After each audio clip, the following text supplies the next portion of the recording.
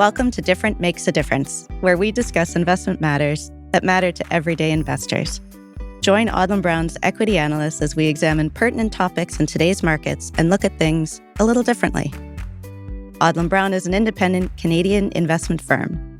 We provide integrated wealth management solutions to help clients achieve their financial goals, and we've been doing so for over 100 years.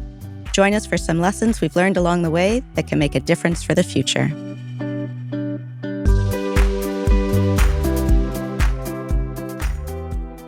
Welcome to another episode of Different Makes a Difference. My name is Laura McAleer, and I'm the communications coordinator in our research department. We're turning the tables a little bit, as our usual host, Stephen Boland, is actually today's guest. Stephen's been an equity analyst with Odlum Brown for over 20 years and mostly covers the consumer discretionary and staples area as well as industrials. Today, we're going to be talking about defense stocks.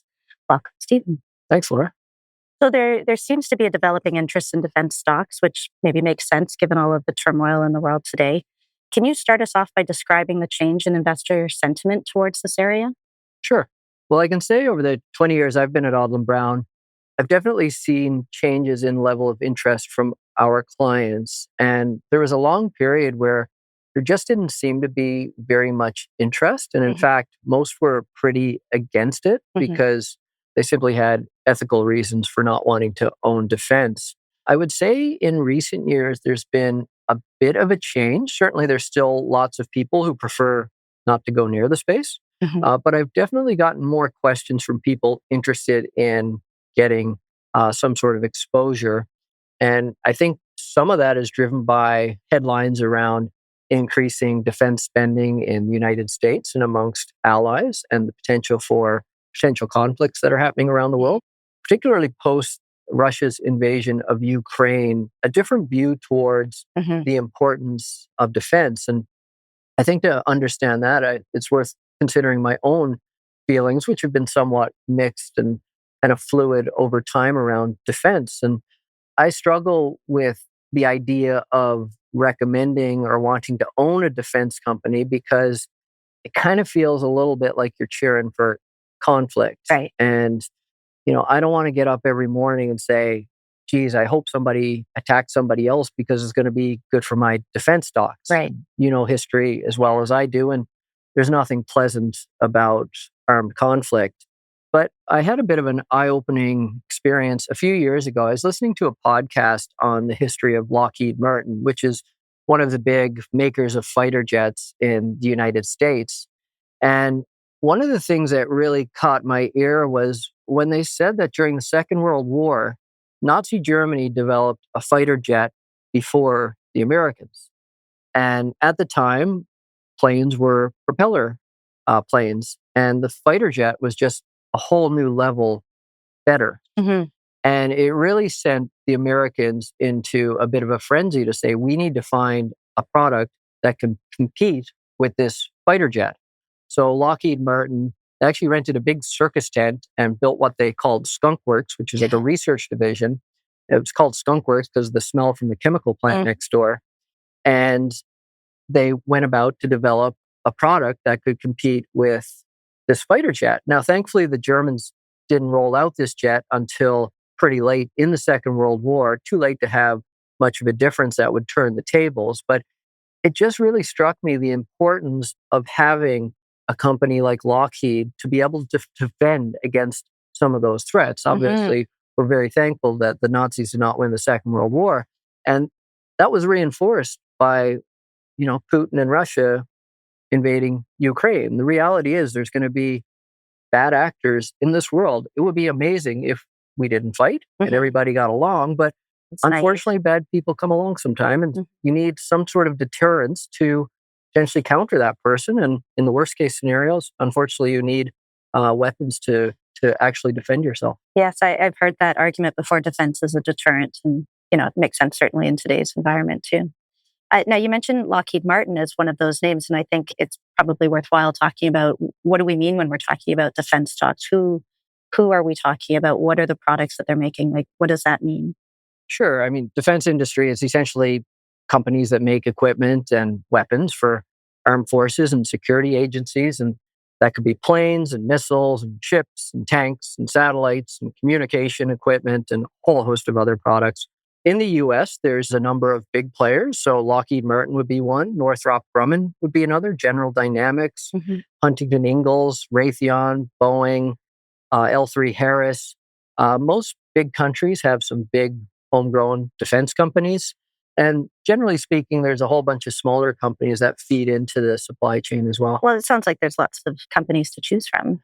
Yes and no. There are a lot of different companies, but if you look at particular segments, so if you look at jets and missiles, for example, it tends to be a bit concentrated. So it's Lockheed Martin, it's Northrop Grumman, it's Raytheon that makes engines, and it's Boeing. If you look at the Navy and you look at ships and you look at submarines, we're talking Huntington Ingalls and General Dynamics. So generally speaking, on certain areas, there's some concentration, but if you look more broadly, there are a number of companies. I see, yeah. So we have the growing interest from investors and potentially government spending is increasing.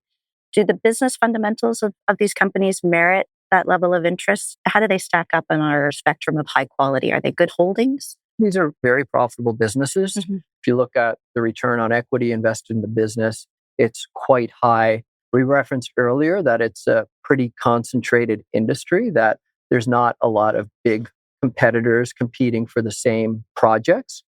And it's difficult for new competitors to build scale because there's a lot of technology and a lot of experience and expertise that the big players have accumulated over decades that is not easy to replicate. And then there's the element of trust as well. The governments need to trust these companies, and that's something that also needs to be built over time. So there's a good chance that the big leaders today are going to stay big leaders in the future. In addition, they tend to have pretty long product cycles. And by that, I mean, once they develop a product, there's usually years and years ahead of cash flows that they're going to get from that product. So go back to Lockheed Martin, for example, and they've got the F-35, which is one of the major platforms for fighter jets. And they've got potentially decades ahead of product sales and maintenance sales as the US and some of their allies continue to purchase F-35s well into the future. In terms of whether these are good holdings, so yes, they're very good businesses in the sense that they're very profitable. We should also think about growth, and you referenced increasing interest from governments.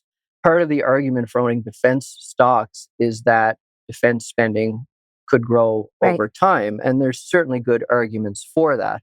We see fracturing of globalization, certainly more extreme politics in parts of the world, including within some of the bigger countries. Got live conflict right now, whether it's in Russia and Ukraine, tension between major countries. So think of US-China relations, for example.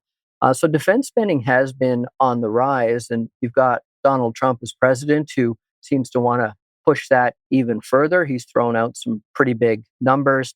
And he's pushed NATO and US allies to spend more as well. For a long time, they were underspending their commitments, but there's a renewed focus now on getting spending up. And if you look at spending in the US, which is the biggest military spender, it's actually still pretty low relative to history as a percentage of total economy. So there's certainly an argument there that defense spending could continue to increase over time, which would benefit these defense companies. Sounds like you like these as investments. Why haven't we made a recommendation in this space? They're the arguments for. There's also some good reasons to be somewhat cautious.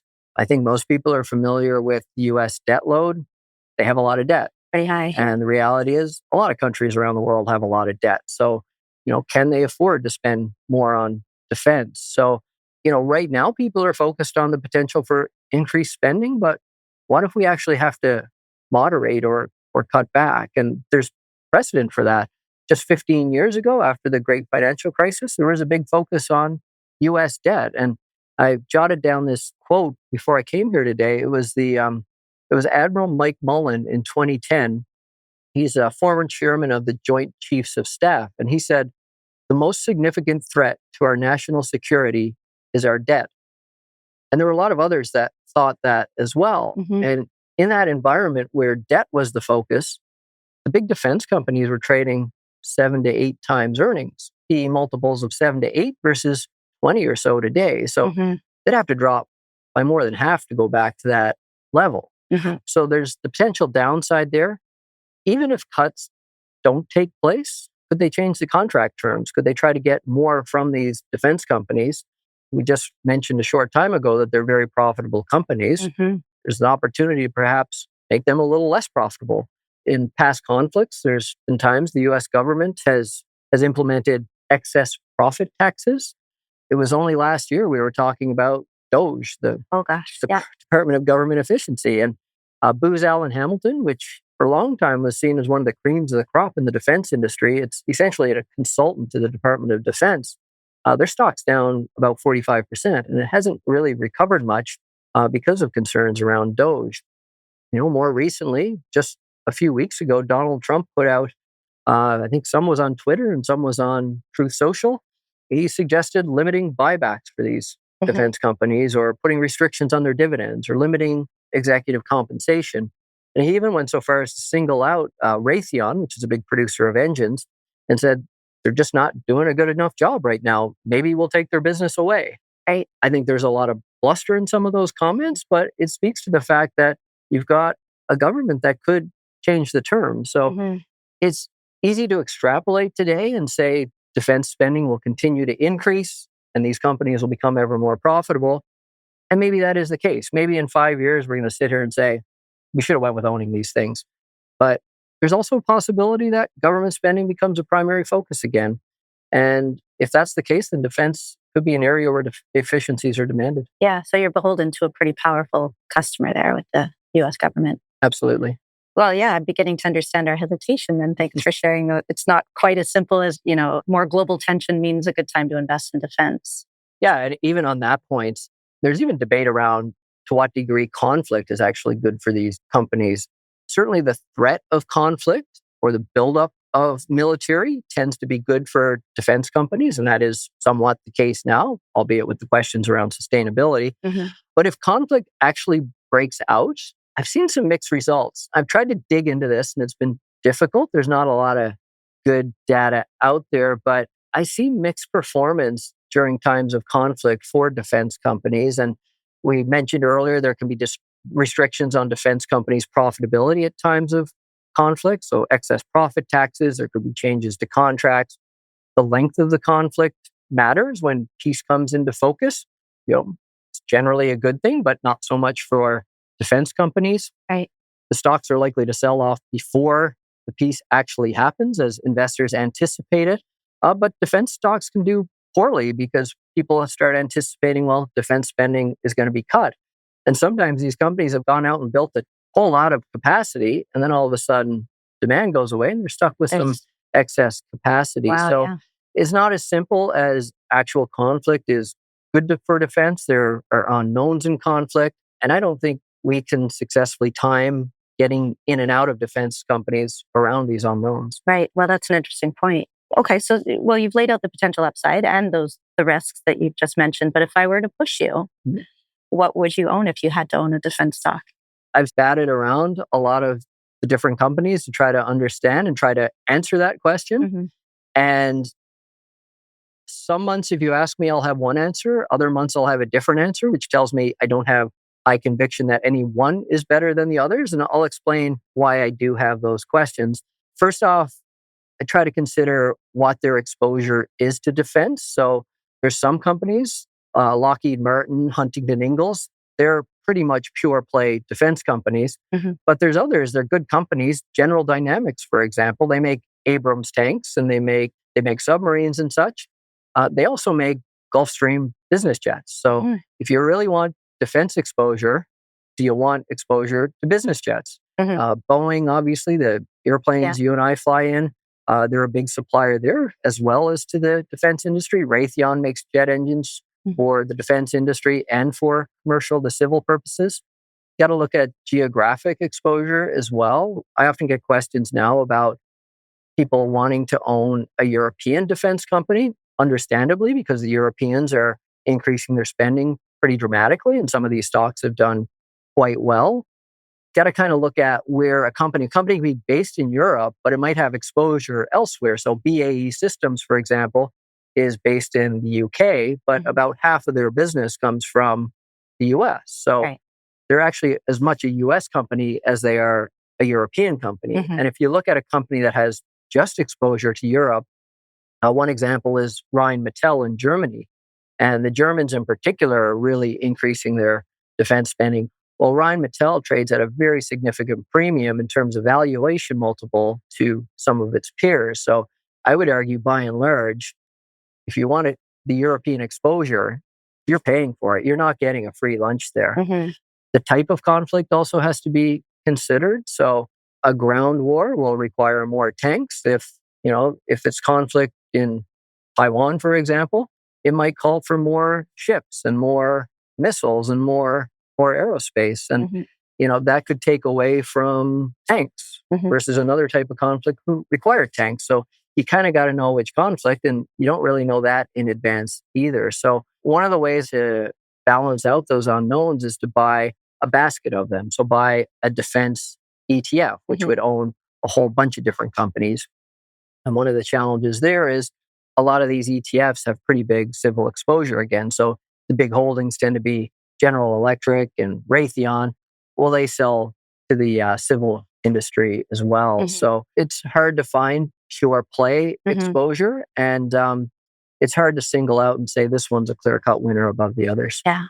But now you mentioned, I want to go back to the nature of conflict because that's an interesting segue. Like it's not just the land and the naval component of things, but there's a whole change happening in the nature of conflict. Can you tell me more about that and how that factors into your analysis?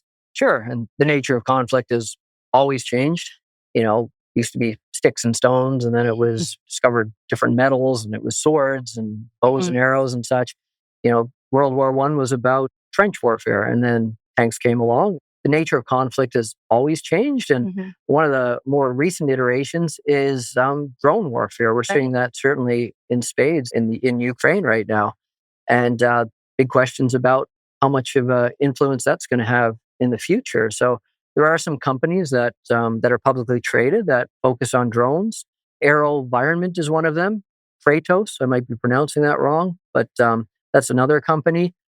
Drones look like they have an interesting space in the future, but you're paying a pretty high multiple. You're paying 50 to 100 times earnings for these companies. Palantir gets a lot of interest. It's a big company now. They're focused on data analysis and decision making. Once again, very high valuation multiple. You're paying more than 100 times earnings. You're paying more than 50 times revenue. Certainly, these companies have the potential for fast growth, but you're paying a lot for that potentially fast growth. The big players we mentioned, the Lockheeds and the Northrops and such, they're trading 20 or so times earnings as opposed to 50. And the 20 isn't cheap relative to history either. And I think the other thing to consider too is, will these new emerging companies deliver on their potential? They're less established, so there could be more competition. There could be some changes in the technology that eat into their potential. And I think the big players, we talked about some of the advantages that they have, are likely to approach these new emerging areas as well. Right. So yeah, pretty complex. Do you have any concluding thoughts, any summarizing thoughts that you want to share? I think when thinking about defense, a big consideration is it's very much an individual decision. Some people just don't want to go near the space. Other people are more open to it. I know personally I've had my own mixed thoughts, but as with most things investing, there's a lot of individuality that bakes into it. So we don't have any buy recommendations right now on any pure play defense companies. A couple of our colleagues do cover companies that have some exposure. So CAE, which makes simulators, flight simulators, they have some defense exposure. TransDigm does as well. We certainly see the potential for the industry to do well, but there's risks that have to be considered as well, not least of which is the government's ability to finance defense budgets. Simply put, I'm more intrigued by other areas of the market right now where we can potentially build higher conviction. As always, we'll have an open eye and an open mind, and we'll adjust our actions as we see fit. Well, that's great. Thank you so much, Stephen. That's a lot to consider. And I appreciate you taking us through your thought process on that and the nuances that surround our approach to investing in defense, because there's lots to think about there. So thank you for coming, and thank you to our listeners. If you enjoyed today's episode, please hit the like button and share it with others. So thanks for joining us. Thank you for listening to another episode of Different Makes a Difference. Just as every individual is unique, so are your financial circumstances. Be sure to talk to your professional advisors for advice related specifically to you. Our podcast is for general information purposes for Canadians only. The views expressed are those of the presenters and may not reflect the opinions of Odlum Brown. Be sure to check out our full disclaimer and subscribe to the podcast at odlumbrown.com/differentmakesadifference. Odlum Brown is a member of the Canadian Investor Protection Fund.